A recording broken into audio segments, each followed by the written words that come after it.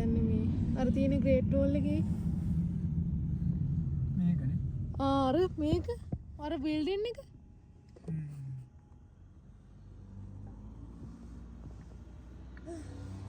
ඔව් එතන තියෙන මෙමරි පාක් එක. මේ මෙතන ලොකු බිල්ඩින් එක. මේක අයිස් එකක් වෙන්නේ ඉතින්. මේකද? ඔව් මේ. ඔව් මේක අර තියෙන පාන් ගහ. අර තියෙන මිනිස්සු ගිහිල්ලා බලනවා අර.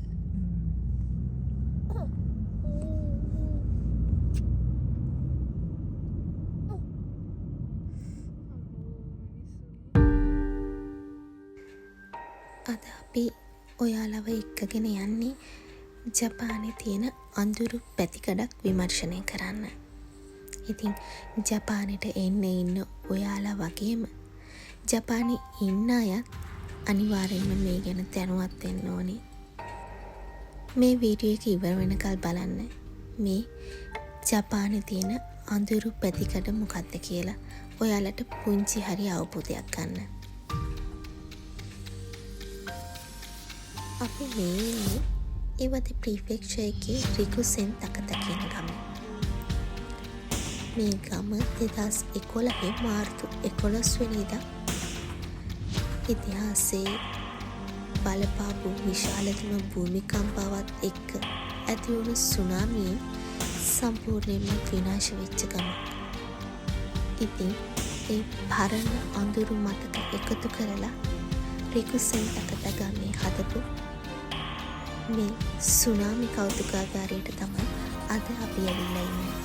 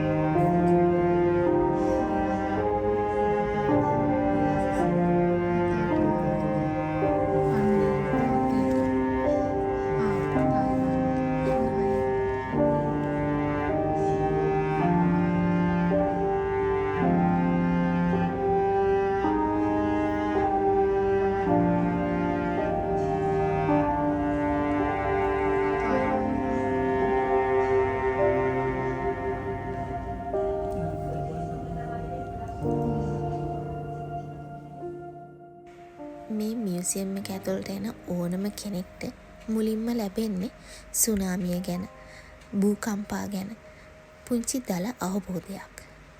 ඒ විතරක් නෙමෙයි, මීට කලින්, ඒ කියන්නේ 2011ට කලින් ඇති වුණු භූකම්පන, එතකොට සුනාමි ගැන පුංචි දල අවබෝධයක්, අදහසක් වගේම ඒවයින් විනාශ වෙච්ච දේපල ජීවිත හානි ගැන යම්කිසි අවබෝධයක් මෙතෙන්දි මුලින්ම ලබා දෙනවා.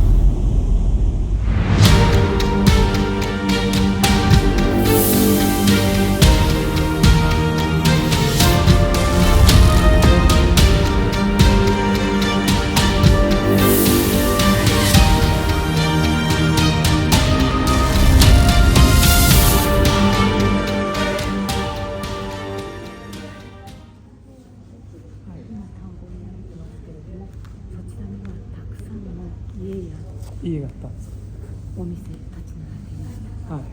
そこを14.5メートルの津波、すべての日本橋に、三角の建物、震災があったという証拠を残している、次の世代に伝える建物です。ここからご覧いただけませんけれども、茶色いボードが取り付けてあります。そこが14.5メートルの高さ。今お立ちのこの場所、震災の後およそ3メートル加算にしています。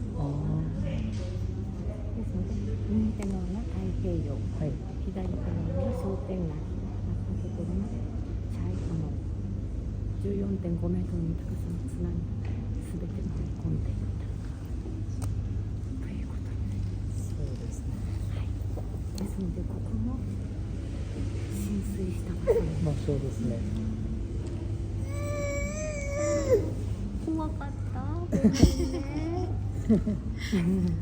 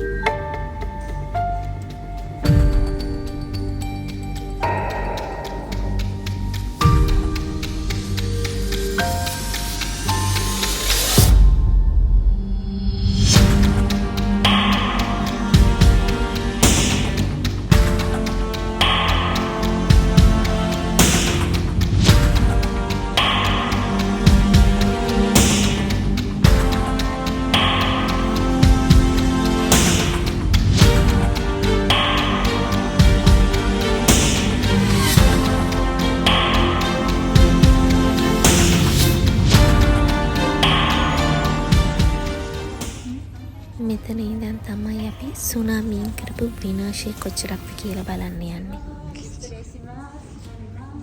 මේ තියෙන්නේ මියුසියම් එකට එහා පැත්තෙන් ගලාගෙන යන ගඟ හරහා ඉදි කරලා තිබුණු පාලමක්. මේක සුනාමියෙන් සම්පූර්ණයෙන්ම විනාශ වෙලා ගඟේ ගහගෙන ගිහිල්ලා තිබුණා.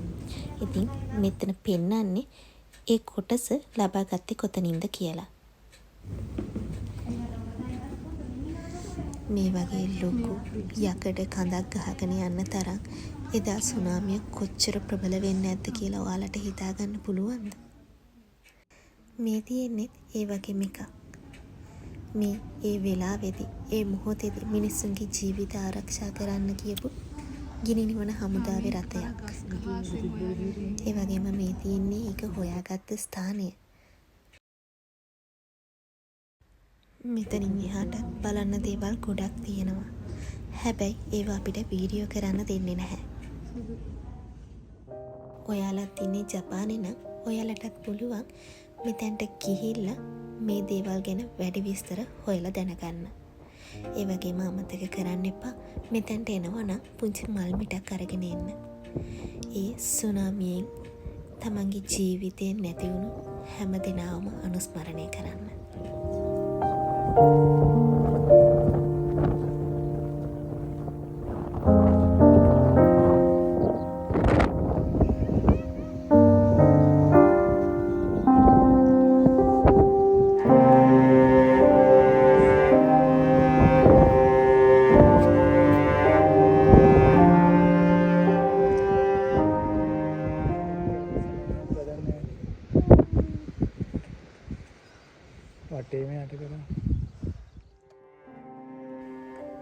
මේ තියෙන්නේ හස්බන්ඩ්ට ඒ වෙලාවෙදි දැනුණ ඇත්තම හැඟීම.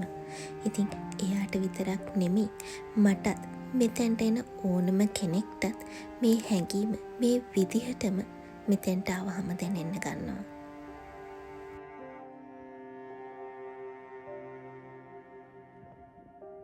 මේ අපි ඉන්නේ මුහුදට ගොඩබිමත් ගොඩබිමට මුහුදත් පේන්නේ නැති වෙන්න හදපු තාප්පේ උඩ. ඉතින් මේක කිලෝමීටර් 400ක් දක්වා විහිදෙන උසින් මීටර් 14ක් උස ඒ වගේම ඩොලර් බිලියන 17කටත් වඩා වැඩි මුදල් කන්දරාවක් යොදාගෙන ඉදි කරන ලද තාප්පයක් තමයි මේ. ඒ හැමදේම කරලා තියෙන්නේ මේ ජපානයේ ජීවත් වෙන මිනිස්සුන්ගේ ජීවිත ආරක්ෂා කරන්න.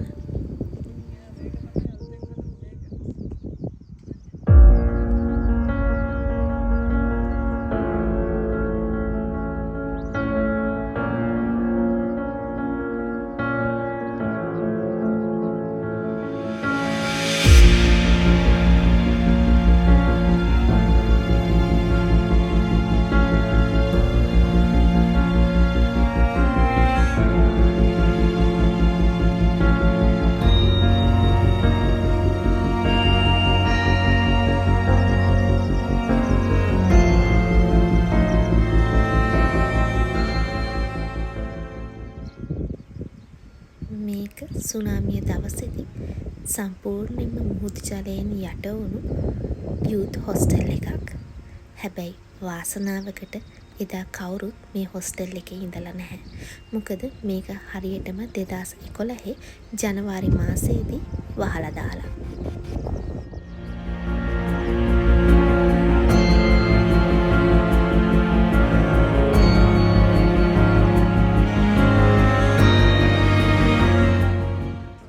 මේ ප්‍රදේශයේ සම්පූර්ණයෙන්ම තිබිලා තියෙන්නේ පයින් ගස්.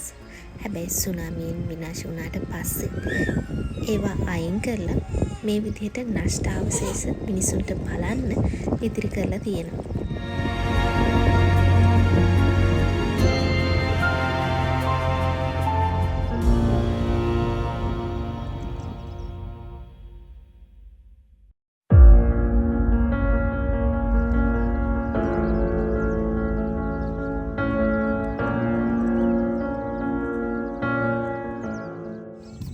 මේ තැන ජනප්‍රිය වෙන්නත් විශේෂ වෙන්නත් මූලිකම හේතුවක් වෙලා තියෙන්නේ මේ පයින් ගහ. මේකට කියන්නේ The Miracle Pine Tree කියලා. ඒක එහෙම වෙලා තියෙන්නේ එදා ඒ සුනාමිය එන වෙලාවේ මේ තැන තිබිලා තියෙන්නේ සම්පූර්ණයෙන්ම වටවෙච්ච පයින් ගස් යායක්. නමුත් සුනාමියෙන් පස්සේ ඉතුරු වුණ එකම එක පයින් ගහ තමයි මේ. ඒ නිසාම මේකට නම ලැබිලා තියෙනවා The Miracle Pine Tree කියලා. මේක තවදුරටත් ඉදිරියටත් අනාගතයටත් ආරක්ෂා කරගන්න ඕනේ නිසාම නව තාක්ෂණය භාවිතා කරමින් මේ ජපානයේ වැසියන් මේ ගහ සංරක්ෂණය කරලා තියෙනවා. ඉතින් අද ඒ සංරක්ෂණය කරපු ගස තමයි මේ තියෙන්නේ.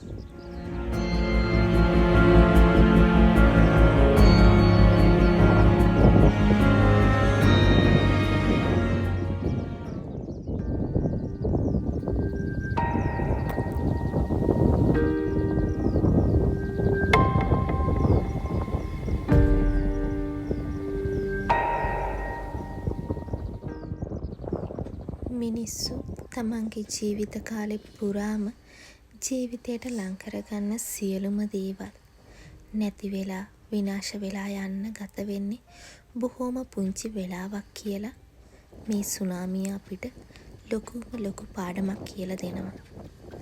ඒ පාඩම මෙතෙන්ට එන ඕනම කෙනෙක්ට හරි අපූර්වට තමන්ගේ හදවතට දැනෙනවා.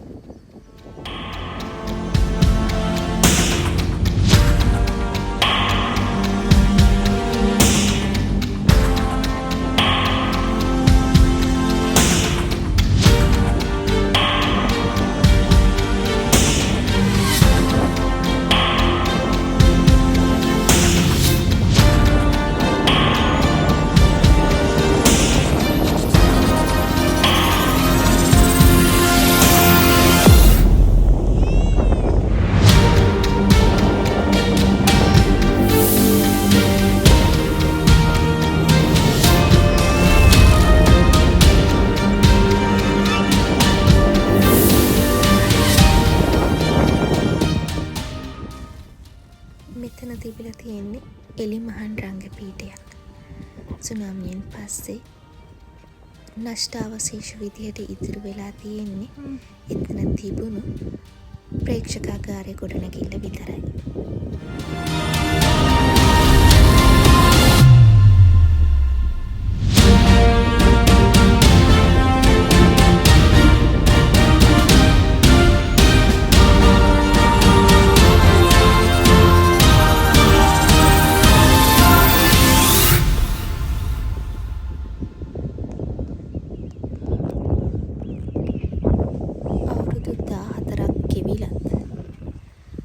තවමත් සුන්බුන් පවා එහෙමම තියෙනවා.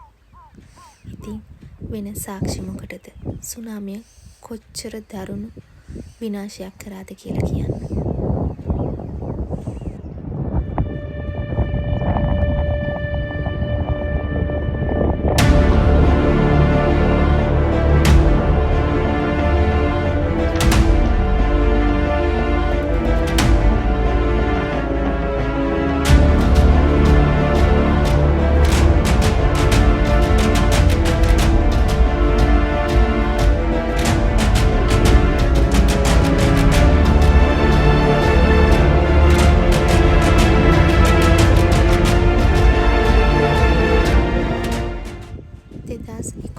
මාර්තු 11 වෙනිදා සුනාමියෙන් මේ වගේම තවත් තැන් ගොඩාක් සුනාමියෙන් විනාශයට පත් වුණා.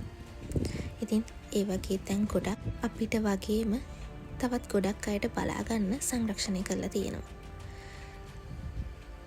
ඒ විතරක් නෙමෙයි සමහර තැන්වල ඉස්කෝලවල හිටපු ළමයින් පවා මේ සුනාමියෙන් ඩැහැගෙන ගිහිලා තියෙනවා.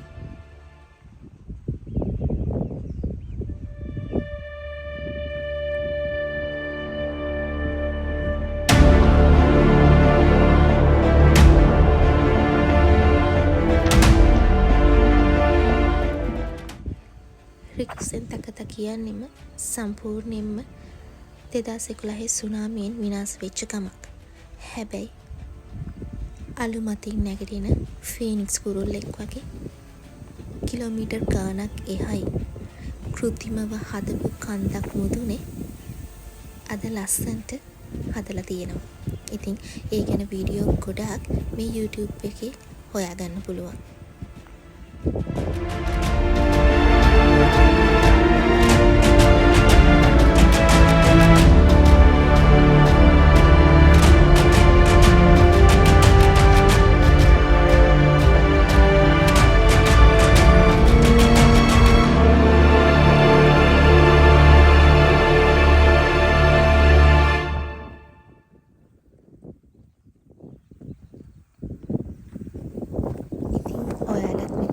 එන්න ආසාවෙන් ඉන්නවනම් ඔයාලට පුළුවන් කලින්ම දිනයක් වෙලාවක් වෙන් කරගෙනම මෙතැන්ට එන්න.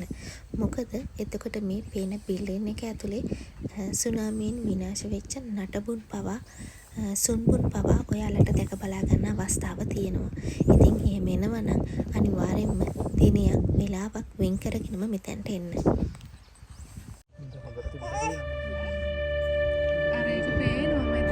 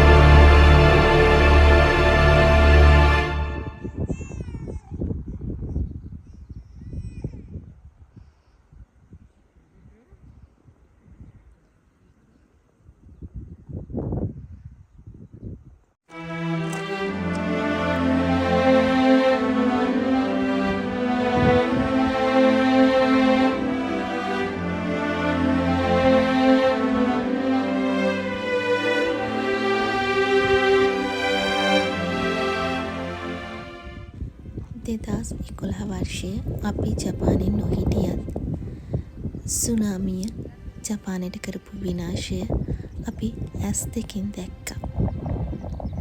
හදවතින් වින්දා. ඉතින් ඒ වේදනාවත් හිතේ දරාගෙන අපි ගෙදර එන්න පිටත් වුණා. ඔයාලටත් ඒ අත්දැකීම පොඩිවට හරි ලබලා දෙන්න පුංචිම පුංචි වීඩියෝ ක්ලිප් එකක් මේ වීඩියෝ එකේ පිටිපස්සෙන් එකතු කරලා තියෙනවා. ඒ වගේම මේ වගේ විනාශයන් ආයිත් මේ ජපානයට වෙන්න එපා කියලා ප්‍රාර්ථනා කරන ගමන් මේ වීඩියෝ එකෙන් අපි සමගන්නවා. ඔයාලට සුබම සුබ දවසක්.